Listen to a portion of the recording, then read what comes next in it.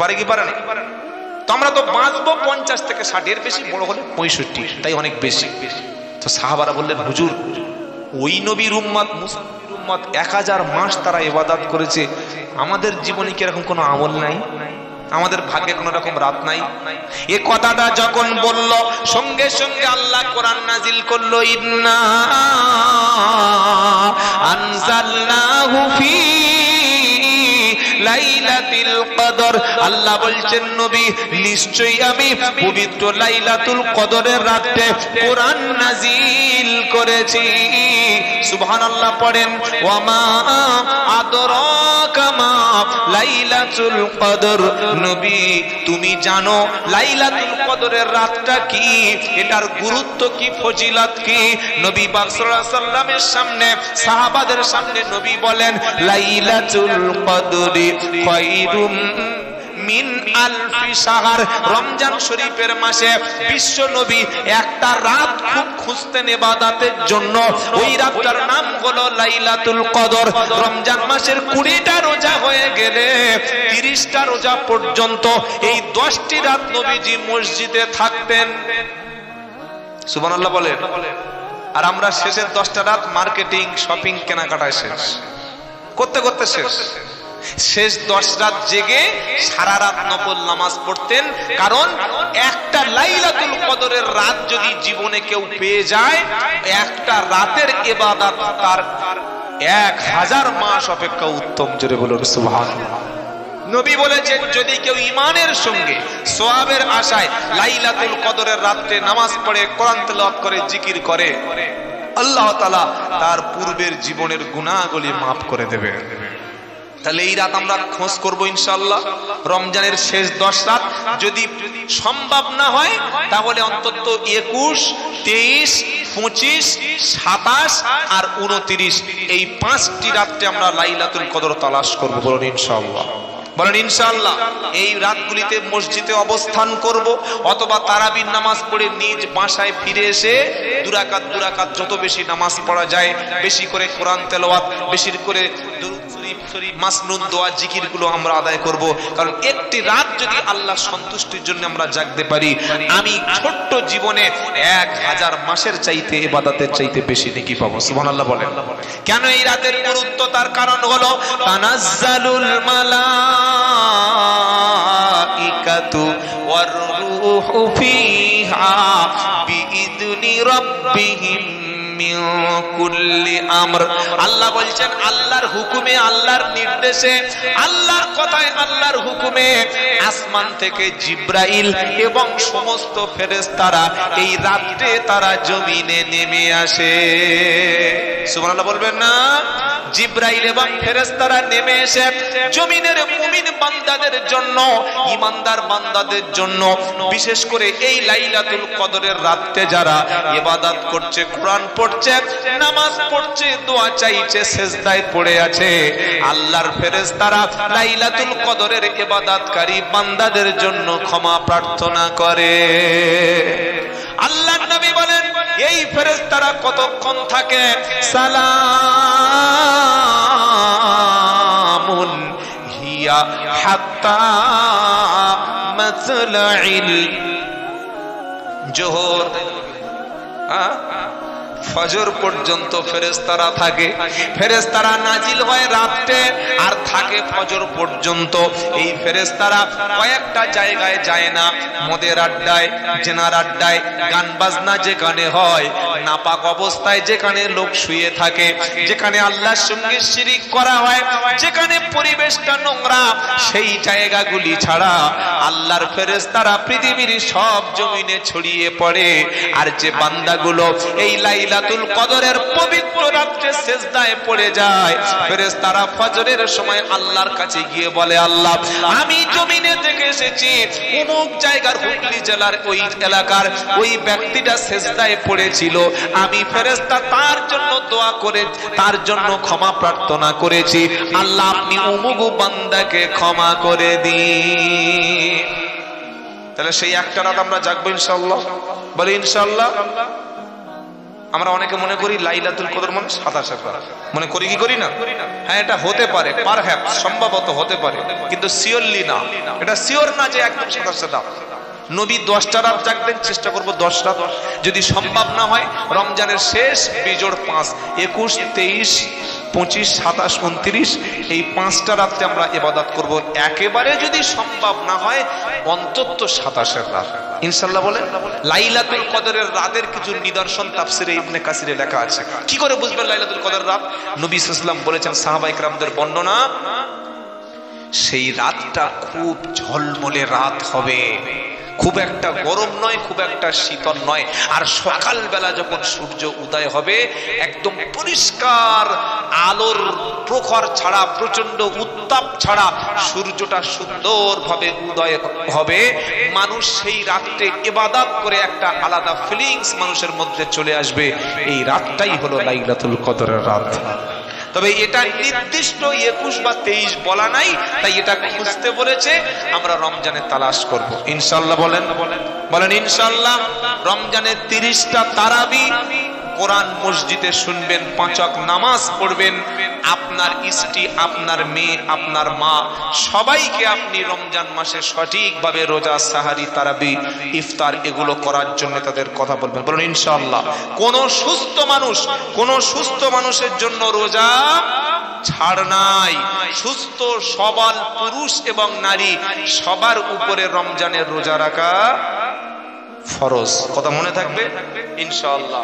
আর আমরা কথা বাড়াবো না, অনেক আলোচনা শুনেছি। যতগুলো কথা আমরা শুনলাম, আল্লাহ তাআলা আমাদের যা শুনিয়েছেন শোনার চাইতে বেশি করে আমাদের জীবনে যেন কথাগুলি আমল করার তৌফিক দেন, বলুন আমিন। কয়েকটা দায়িত্ব দিয়েছি, কি কি মনে থাকবে তো? এক, আমাদের সন্তানকে আমরা কোরআন শিক্ষার জন্য মক্তবে পাঠাবো, প্রত্যেকটা বাচ্চাকে ইনশাআল্লাহ বলেন। 2 নম্বর হলো প্রত্যেক বাড়িতে যেন একটা বাংলা কোরআন থাকে। যুবকেরা যারা সচেতন, বাংলাই অন্তত পড়তে পারেন, প্রত্যেক দিন 1 পৃষ্ঠা 2 পৃষ্ঠা করে আল্লাহর কালামটা মাতৃভাষায় পড়বেন, বাংলায় পড়বেন, ইনশাআল্লাহ আপনি পরিবর্তন হবেন ইনশাআল্লাহ। আর শেষ যে কথাটা বলবো, আমরা যারা এসেছি আজ থেকে তওবা, হারাম নাপাক সমস্ত খারাপ কাজ ছেড়ে দিয়ে তাওবাতান নাসুহা করে আগামী থেকে ফজরের নামাজ আর কাজা করব না, বলুন ইনশাআল্লাহ। ইমাম সাহেবের কাছে বসে আমি কোরআনুল কারীমটা সহি করে শিখে নেব, বলুন ইনশাআল্লাহ, বলুন ইনশাআল্লাহ। চলুন আলোচনা শুরু করি। কোরআনের এত মর্যাদা, এত সম্মান কেন? যেহেতু আল্লাহর বাণী। কার বাণী? জোরে বলেন, আল্লাহর বাণী।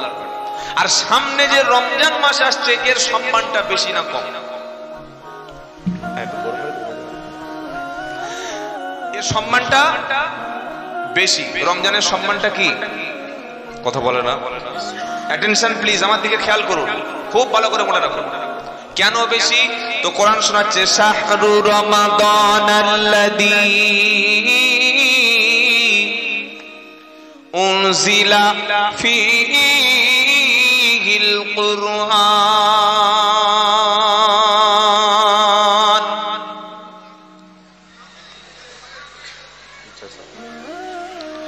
দ্বিতীয় পারা 8 পৃষ্ঠা প্রথম লাইনে 185 নম্বর আয়াতে, এই যে মাসটা চলছে এখন শাবান, আর 4-5 দিন পরে শুরু হবে রমাদান।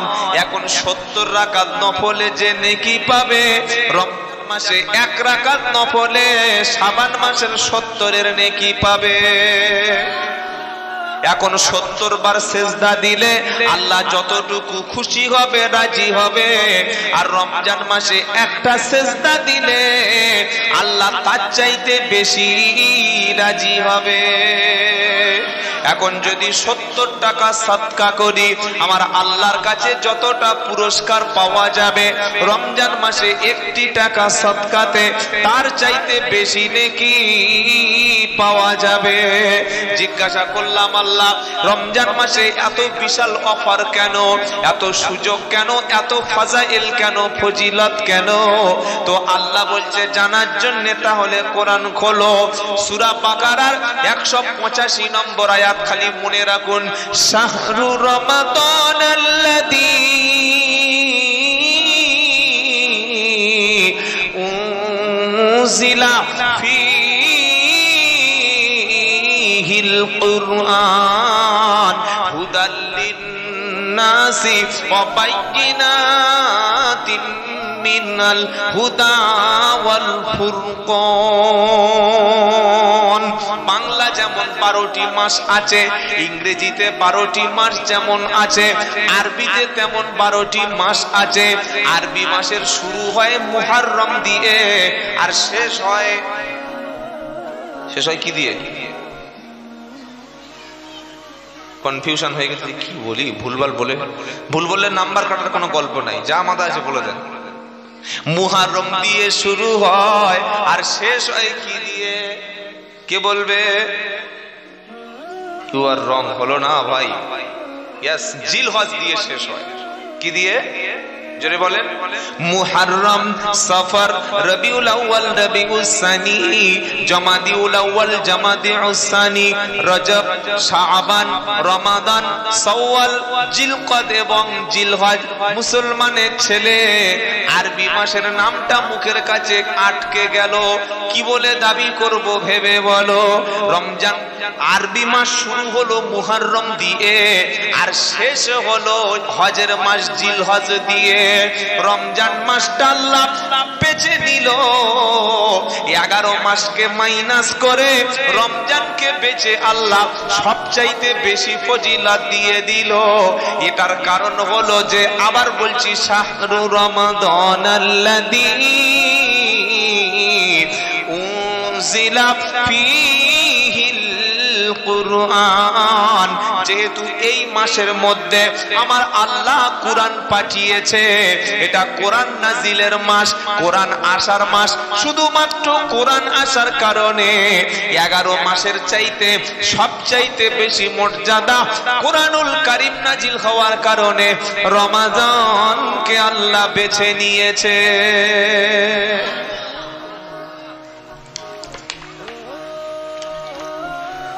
বেস্ট চয়েস যেটা আল্লাহ করেছেন সেটা হচ্ছে রমাদান। সুবহানাল্লাহ বলেন। তাহলে আল্লাহ চয়েস করেছেন রমজানকে কিসের জন্য বেশি? কোরআন নাজিলের জন্য বেশি। আর আমরা রমজানকে বেশিরভাগ গুরুত্ব দেব কেন বলেন? রমজানের গুরুত্ব আমাদের কাছে সবচাইতে থাকবে কেন বেশি? যেহেতু এই মাসে কোরআন নাজিল হয়েছে, এই মাসে গুনাহ মাফ হয়, এই মাসে জান্নাতের দরজা খুলে দেওয়া হয়, জাহান্নামের দরজা বন্ধ করে দেওয়া হয়, ইবলিস শয়তানকে শিকল দিয়ে বন্দী করে দেওয়া হয়। এই মাসে আল্লাহ তাআলা এমন একটা রাত রেখেছে যে একটি রাতের ইবাদত 1000 মাস অপেক্ষা উত্তম। আর অন্য কোন মাসের মধ্যে এই রাতটা নাই। সেই রাতটার নাম কি ভাই? জোরে বলে। লাইলাতুল কদর, সৌভাগ্যবান রাত। এত গুরুত্ব, এতটা ইম্পর্টেন্ট। ইনশাআল্লাহ সেই কথা আমরা আলোচনা করব একটু পরে ইনশাআল্লাহ। আল্লাহর নবী সাল্লাল্লাহু তাআলা আলাইহি ওয়াসাল্লাম তিনি মসজিদের মেম্বারে উঠছিলেন। আমাদের যে ইমাম খুতবা দেন, দেখবেন মসজিদের মেম্বার বা যে সিঁড়ি বা ধাপ রয়েছে, 3টে ধাপ আছে। আপনাদের মসজিদে কটা? 3টে না 4টে? 3টি। First, second, third. ইমাম সাহেব এখন থার্ড যে সিঁড়ি ওতে বসে, সেকেন্ড বসে, থার্ড দাঁড়িয়ে দাঁড়িয়ে খুতবা দেয়, তাই কি দেন? আর বিশ্বনবী মুহাম্মদ সাল্লাল্লাহু আলাইহি ওয়াসাল্লাম তিনি সবার উপরে গিয়ে উম্মতের জন্য দাঁড়িয়ে দাঁড়িয়ে খুতবা পেশ করতেন। সুবহানাল্লাহ পড়ে। নবীজি প্রথম সিঁড়িতে পা দিলেন জুমার দিনে, বললেন আমিন। দ্বিতীয় সিঁড়িতে পা দিলেন নবীজি জুমার দিনে, জোরে জোরে বলে উঠলেন আমিন। তৃতীয় সিঁড়িতে পা দিলেন খুতবা শুরুর পূর্বেতে চেপে বসে তিনি বললেন আমিন। আচ্ছা, আপনাদের ইমাম যদি ওই জুমার দিনে খুতবা দেওয়ার আগে সিঁড়িতে উঠে বসে যদি বলে আমিন, নামাজের শেষে লোক বলবে ইমাম সাহেবের মাথা গরম হয়ে গেল নাকি, হঠাৎ আমিন বলে চিল্লে উঠলো কেন? বলবে কি বলবে না? আরে হ্যাঁ কি না বলেন না? কোনোদিন আমিন শুনি নাই, খুতবায় উঠে আমিন বলতে হবে বসে। সাহাবারা ছিলেন অত্যন্ত ভদ্র, নম্র, পোলাইট। তারা অত্যন্ত ডিসিপ্লিন মেনটেন করতেন বিশ্ব নবীর মজলিসে। সুবহানাল্লাহ বলেন। আমাদের মতো বিয়াদব টাইপের না। রাস্তায় দেখা হয়েছে, বলছে ও হুজুর, রমজান মাসে কেউ যদি ওই না রোজা করতে করতে যদি কেউ ভুল করে খেয়ে ফেলে, ওর রোজা থাকবে? কোথায় জিজ্ঞাসা করছে? এটা জিজ্ঞাসা করছে কোথায়? ঢালাই রাস্তার উপরে, মেন রাস্তার উপরে, বাড়ির সামনে। যেহেতু হুজুর দেখা পেয়েছে মানে জিজ্ঞাসা করে নিয়েছে। এটা কি আদব রক্ষা হলো? হলো হলো? ইমাম মানে নেতা, ইমাম মানে লিডার, ইমাম মানে সম্মানিত ইমাম, ইমাম মানে তিনি একজন আলেম, তার মর্যাদা সবচাইতে বেশি।